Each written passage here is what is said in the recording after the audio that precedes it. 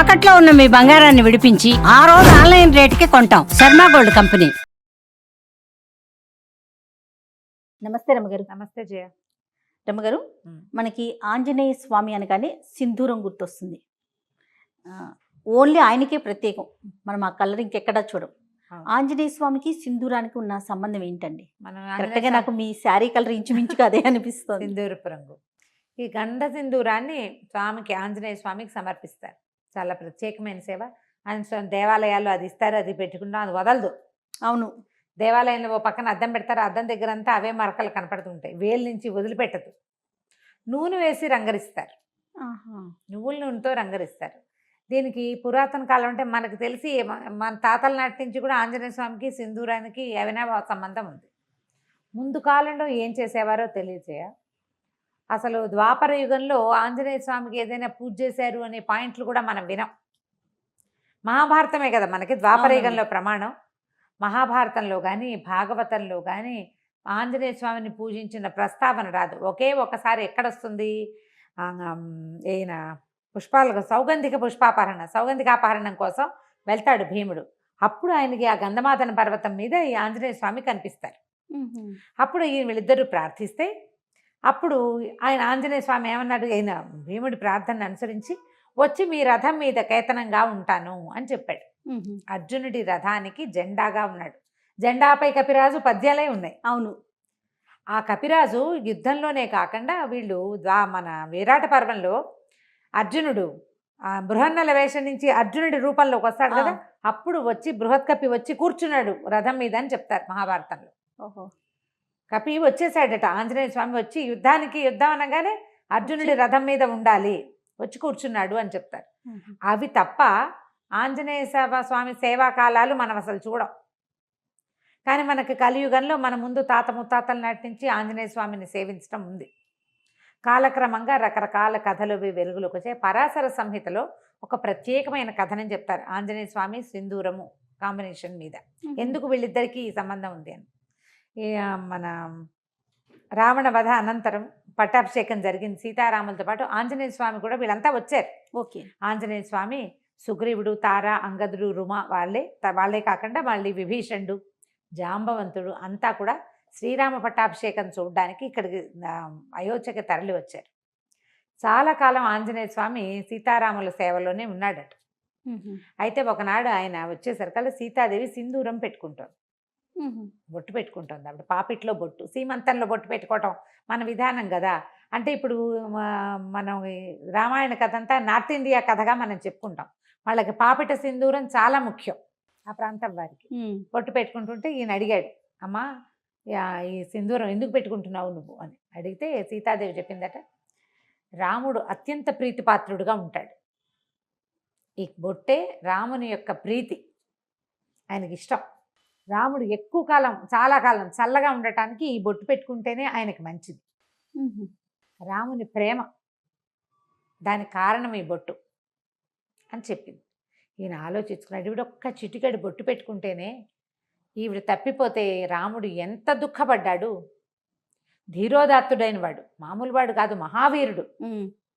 ప్రపంచంలో ఉన్న వీరులందరినీ తోసిరాజనగలిగిన వాడు. ఆమె లేకపోతే ఎంత దుఃఖపడ్డాడు. అంత ప్రీతి, చిటికెడు బొట్టుతోటి అంత ప్రీతి వచ్చింది, అంత ప్రేమ భార్య అంటే. అందుకని ఆ సింధూరాన్ని తను కూడా పెట్టుకోవాలనుకున్నట్ట ఆంజనేయ స్వామి.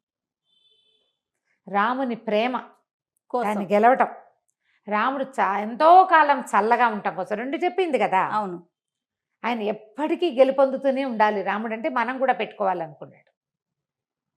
పెట్టుకోవాలనుకుని ఈయన ఏం చేశాడు, సరే అట్లా వెళ్ళి సింధూరాన్ని తెచ్చుకున్నాడు. ఈయనకి కపి కదా, ముఖమంతా వెంట్రుకలు ఉంటాయి. సీతాదేవి పెట్టుకున్నట్టుగానే పాపిటి పెట్టుకోవడానికి ప్రయత్నం చేశాడు, కుదరలా. ఇదంతా హెయిర్ ఉంటుంది, కుదరలేదు. సరే ఏమనుకున్నాడు, ఎట్లా రాలిపోతుంది ఇది, ఆవిడ పెట్టుకుంటే ఉందే, నేను పెట్టుకుంటే ఎందుకు లేదు, రాలకుండా ఉండాలంటే ఏం చేయాలని నువ్వుల నూనె కలిపాడట. అందులో కలిపిన తర్వాత ముఖం మీద పెట్టుకున్నాడు, నుదుటి మీద పెట్టుకున్నాక ఆయనకు అనిపించింది, ఒక్క చిటికెడు ధరిస్తేనే సీతాదేవి అంటే ఆయనకి పంచప్రాణాలు కదా, శరీరం అంతా ధరిస్తే రాముడికి ఇంకా ప్రీతిపాత్రుడిని అవుతాను నేను అనిపించింది. మొత్తం సింధూరాన్ని ఒళ్ళంతా అలదుకున్నాడు. ఆ స్వరూపంతో రాముడికి కనపడడానికి సభాస్థలికి వెళ్ళేసరికి అందరూ నవ్వారు చూసే వాళ్ళంతా. సభలో ఎంతమంది ఉన్నారు, అయోధ్యాపుర వాసులంతా ఉంటారు, ఇంకా సామంతులు వాళ్ళు వీళ్ళు చాలా మంది ఉన్నారు, ఈయన సంబంధించిన వాళ్ళు కూడా, ఆంజనేయుడికి సంబంధించిన జనం కూడా చాలా మంది ఉన్నారు. ఏమిటి వేషం హనుమ అని రాముల వారు అడిగితే అప్పుడు ఏం చెప్పాడంటే, చిటికేడు సింధూరం సీతాదేవి ధరిస్తేనే ఆమె నీకు అత్యంత ప్రీతిపాత్రాలైంది కదా, అందుకని నీ ప్రీతిని పొందడానికి నేను సింధూరం పట్టించుకున్నాను స్వామి అని చెప్పాడు. ఆ మాటకి చాలా సంతోషించాడట శ్రీరాముడు. ఎవరైతే ఆంజనేయుడికి సింధూరం పెడతాడో వాడు నాకు అత్యంత ప్రీతిపాత్రుడు. ఏ ఇంట్లో ఆంజనేయుడికి సింధూరాన్ని ఇస్తారో వాళ్ళ ఇంట్లో నేను ఉంటాను. రాముడు మనతోటి ఉంటే ఏమిటి తక్కువేమి మనకు, రాముడు ఒక్కడుండు వరకు అన్నారు త్యాగరాజు. ఆయన ఉంటే ఏమీ తక్కువ లేదు, అన్నీ ఉన్నట్టే, సర్వం ఉన్నట్టే, భగవంతుడు మనతోటి ఉండటం. దాంతో అప్పటి నుంచి ఆంజనేయ స్వామికి సింధూరం ఇవ్వటం ఒక పద్ధతిగా మారింది. ఆయనకి సింధూరం ఎక్కించడం అనేది ఒక సేవ ఉంటుంది. మంగళవారాలు కొన్ని దేవాలయాల్లో స్వామికి సింధూరం మొత్తం పట్టిస్తారు. ఏవైనా ఆర్థిక సమస్యల్లో ఉన్నవాళ్ళు ఒక తెలియని కారణాలతోటి ఇబ్బంది పడతారు. అంతా వ్యాపారం నడుస్తుంటుంది, ఏవో ఇబ్బందులు వస్తాయి, పిల్లలు పెళ్ళిళ్ళు కుదురుతాయి, ఏవో ప్రాబ్లమ్స్ వస్తాయి, అన్నీ బాగానే ఉంటుంది, ఏమిటో ఇబ్బంది, తెలియని కారణాలు ఉంటాయి వాటికి. అవి తీరటానికి సింధూరం ఎక్కించాలంటారు. అవి ఎక్కించడానికి ఏం చేస్తారంటే ఒట్టిగా పొడి సింధూరం కాకుండా దాంట్లో నువ్వుల నూనె కలుపుతారు. నూనె కలిపిన సింధూరం ఇంకా వదిలిపెట్టదు, అందుకే అది జిగురు. అవునవును, జిగురుగా ఉంటుంది కదా. అయితే ఈ గంధ సింధూరము, ఆ సింధూరపు దాన్ని తయారు చేసే రాళ్ల వల్ల ఈ నువ్వుల నూనె కలిపితే కొన్ని చోట్ల మోకాళ్ళ నొప్పులకి వాటికి వైద్యంగా కూడా నార్త్లో వాడతారట. దాన్ని ఎక్కువ కాలం వృద్ధాప్యం రాకుండా ఉంటుంది సింధూరం అలదుకుంటే అని చెప్తారు. కానీ శరీరం అంతా సింధూరం పట్టించుకొని మనం ఎక్కడ ఉంటాం, ఉండలేకపోతాం కదా. కనీసం సంవత్సరానికి ఒకసారైనా ఆంజనేయ స్వామికి ఈ సేవ జరిపిన వాళ్ళు అకాల మృత్యువు దరిచేరదు వాళ్ళని. ఏడాదికి ఒక్కసారి మనమే స్వయంగా అలంకరించగలిగితే మంచిది, అవకాశం ఉంటే. లేదా దేవాలయాల్లో ఈ సింధూరం ఎక్కించే సేవ కనుక చేయిస్తే ఇక మృత్యువు రాదని చెప్పం మనం. అకాల మృత్యు 50కి 30కి 40కి ఇంకా బాధ్యతలు ఉండగా అమ్మా నాన్న బతికుండగానే పిల్లలు మరణించడం, అలాంటివి 95 ఏళ్ళ అమ్మా నాన్నలు ఉంటే 70 కూడా రాని కుమారులు మరణించడం, 60లో కుమారులు 90లో అమ్మా నాన్న, పెద్దవాళ్ళిద్దరు ముదిబగ్గులు వాళ్ళు బతికి జీవించే ఉంటారు పాపం. ఈ 60 ఏళ్ళు వచ్చిన వాళ్ళు యంగ్గా యాక్టివ్గా ఉన్న వాళ్ళు చిటుక్కుని వెళ్ళిపోతారు. ఈ కష్టం రాకుండా ఉంటుంది. ఆంజనేయుడికి సింధూర సేవ అంత మంచిది. వీళ్ళతోటి రాముడు ఉంటాడు. మామూలుగా మనం ఏం చెప్తాం, సహస్రనామాలకు తుల్యమైంది రామనామం. అదే కదా, శ్రీరామ రామ రామేతి రమే రామే మనోరమే సహస్రనామ తత్తుల్యం రామనామ వరానని. ఒక్క రాముడు అనే నామమే 1000 నామాలకి సరిపోతుంది. ఇంతకీ ఈ 1000 నామాలు ఏమిటి? 1000 రామనామాలు కాదు, 1000 వేరు నామాలు. విష్ణువు యొక్క అనంత శక్తిమయాలైన 1000 పేర్లకి ఒక్క రాముడు అనే పేరు కరెక్ట్ మ్యాచింగ్, దానికి తుల్యమైనది. అలాంటి రాముడు మన పక్కన ఉంటాడు.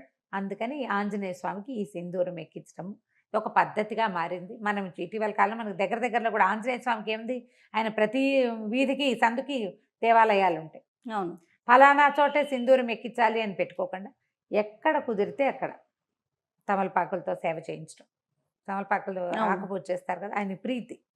తర్వాత ఈ సింధూర సేవ, ఇది కనుక చేయిస్తే చాలా విశేషమైన ఫలితం లభిస్తుంది. తప్పకుండా. నమస్తే. నమస్తే.